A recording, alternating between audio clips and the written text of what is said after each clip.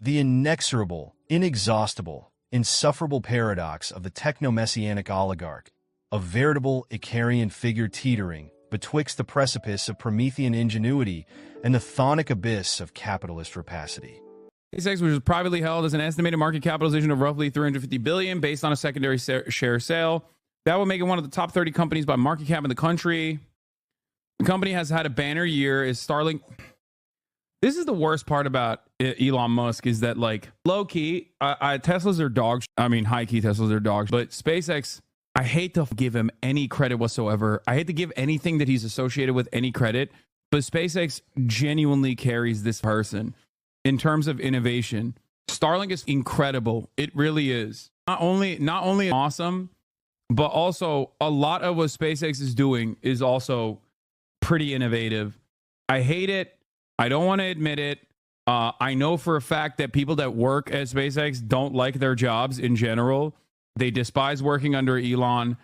But it is genuinely innovative. And unfortunately, this is the one aspect of public-private partnership where in the field of tech innovation, when you are no longer beholden to red tape that the government puts on you unnecessarily, you end up getting the same sizable sum from the government in the form of public funding, but then they don't turn around and restrict your, they don't turn around and turn off the money faucet in the same way that they can do with NASA.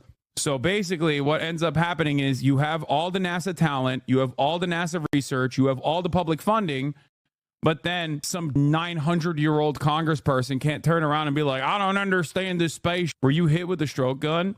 Yeah. And I think that in a perfect universe, I wish that SpaceX could go back to being under government control and work under NASA as it is. It's just that I wish, like I said, I wish that we would still focus on innovation in space tech without government restriction. That's stupid. Starlink over on the ground astronomy observations. Can you explain Starlink to me like I'm a 5-year-old? Yeah, it's a network of satellites that offer you internet access in many parts of the globe. It's very successful and it's very good. It does create a lot of space pollution from what I understand, but it was good. And lo, amidst the perennially cacophonous grandiloquence of digital agitprop, the avatar of revolutionary declamation himself, Hasanabi, a cybernetic oracle ensconced within the cathedral of Twitch, a man whose ideological vitriol customarily cascades like the volcanic fulminations of Thera, has engaged in a blasphemous dalliance with reluctant veneration. Elon Musk, that neoliberal necromancer of the PayPal empire, the self-anointed demigod of Martian manifest destiny, and the patron saint of the stock market sycophants, has received, against all cosmic prognostications, an iota of begrudging adulation from the very bastion of leftist indictment.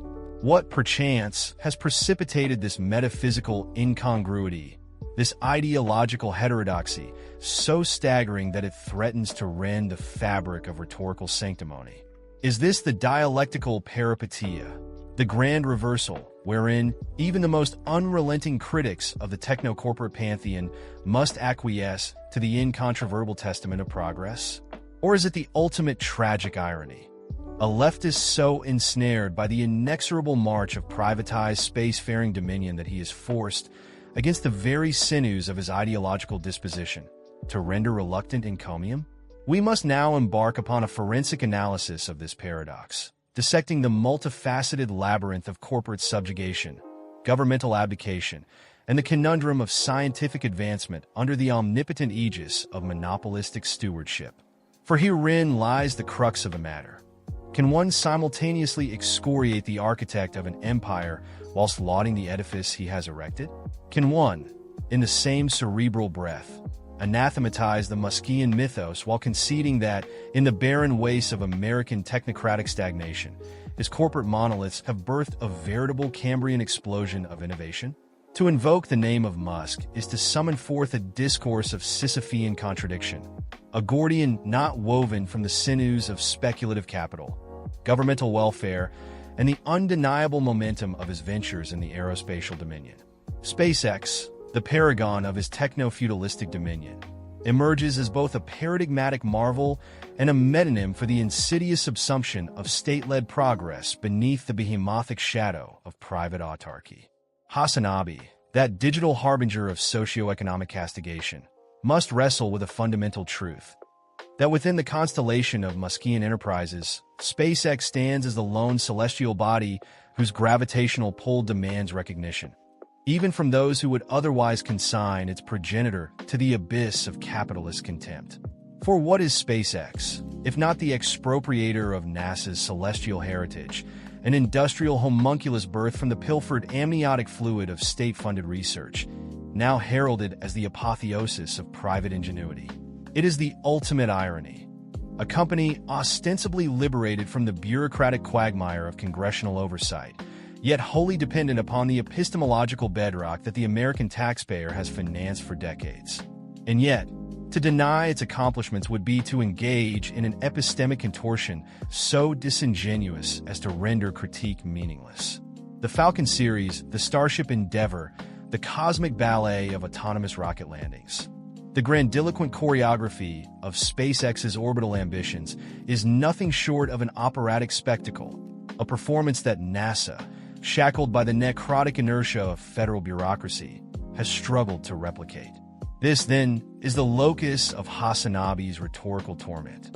He stands at the intersection of ideological fidelity and empirical reality, staring into the event horizon of privatized scientific triumph with the reluctant gaze of an apostate witnessing the miracles of a deity he despises.